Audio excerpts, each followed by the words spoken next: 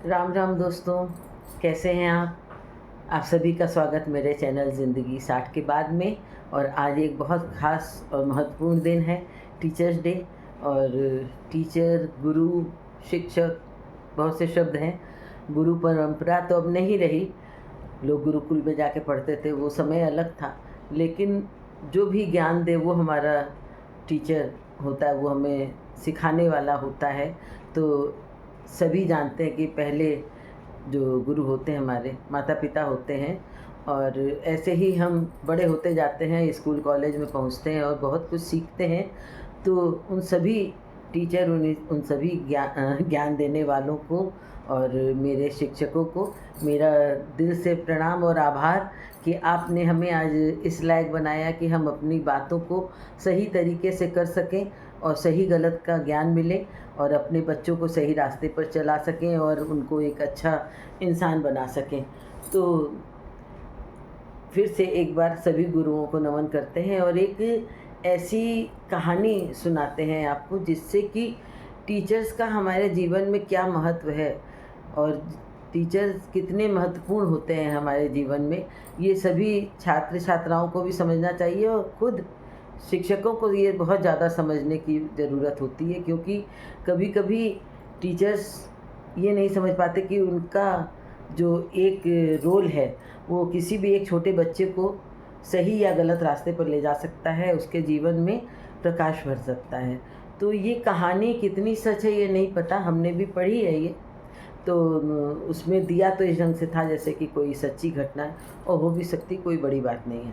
तो एक विश्वविद्यालय में एक प्रोफेसर ने अपने स्टूडेंट्स को एक असाइनमेंट दिया कि बॉम्बे में, वो विश्वविद्यालय बॉम्बे का ही था, तो मुंबई में वो धारावी जो चौल है, वो झोपड़पट्टी वाली एक बहुत बड़ी चौल है, वहाँ पर जाएं और वहाँ के रहने वाले 10 से 13 साल के बच्चों के ऊपर ये रिसर्च करें कि वो जिस माहौल में रहते हैं तो उस माहौल में बड़े होकर के बच्चे क्या बनेंगे बड़े होकर।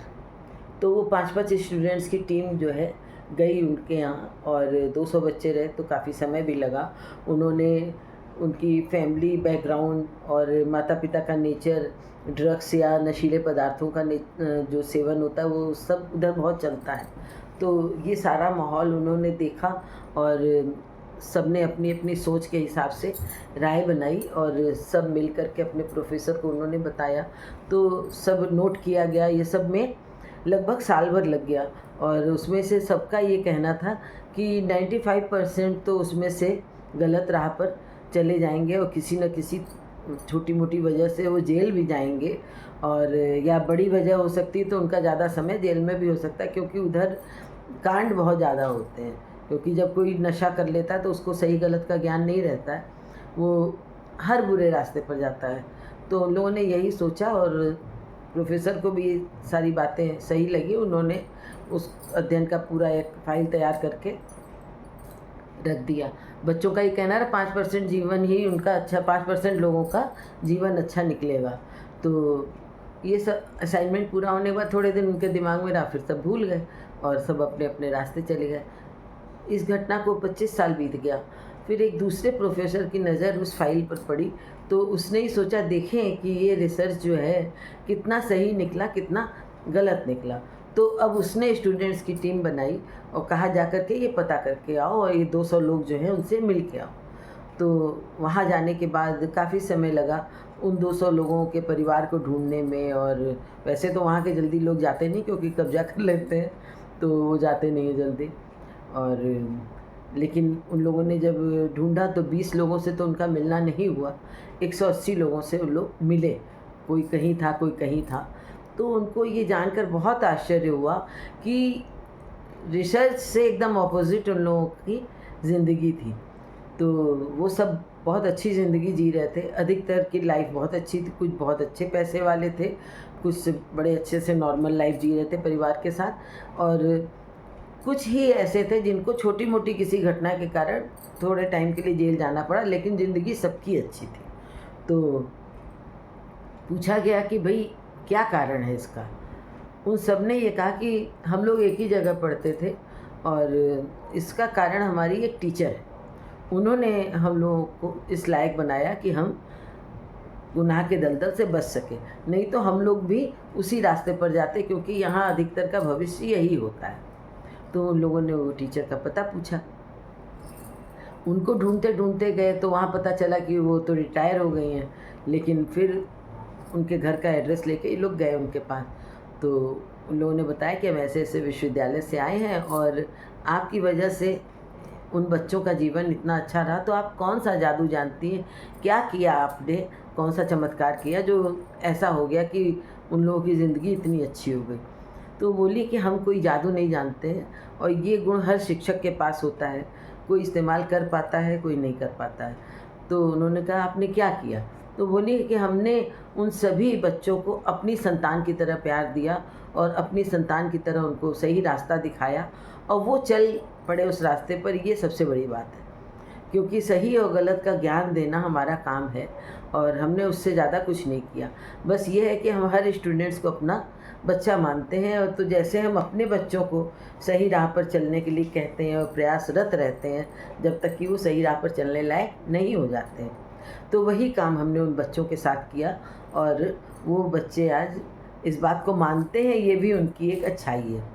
तो उन सारे स्टूडेंट्स ने जाके अपने प्रोफेसर को ये बताया, तो वो सोचने लगे कि सही में उन्होंने कितने कम शब्दों में एक शिक्षक की जिम्मेदारी और फ़र्ज़ को बता दिया कि एक शिक्षक जितने भी बच्चे होते हैं उनका भविष्य लिखने वाला होता है।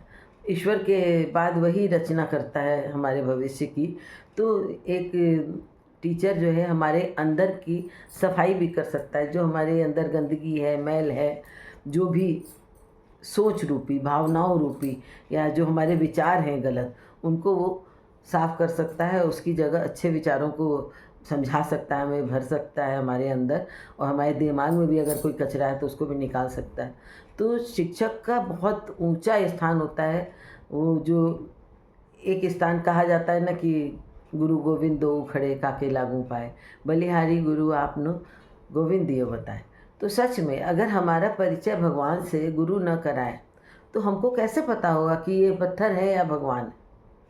तो हर शिक्षक का ये फ़र्ज़ बनता है कि वो एक जो गीली मिट्टी है बच्चों के रूप में, उसको एक अच्छा आकार दें और छेनी हथौड़ी से जैसे पत्थर को तराशा जाता है, हीरे को तराशा जाता है, उस ढंग से एक बच्चे का भविष्य तराशें। और सभी शिक्षकों को, सभी गुरुओं को, सभी टीचर्स को एक बार मेरा फिर से प्रणाम। और अपने जो हमारे शिक्षक थे, हमारी टीचर्स जितनी थी, हमारे टाइम में तो दीदी कहते थे हम लोग, बहन जी कहते थे बाद में धीरे धीरे करके दीदी पे आ गए ना, फिर मैम पे भी आ गए थे।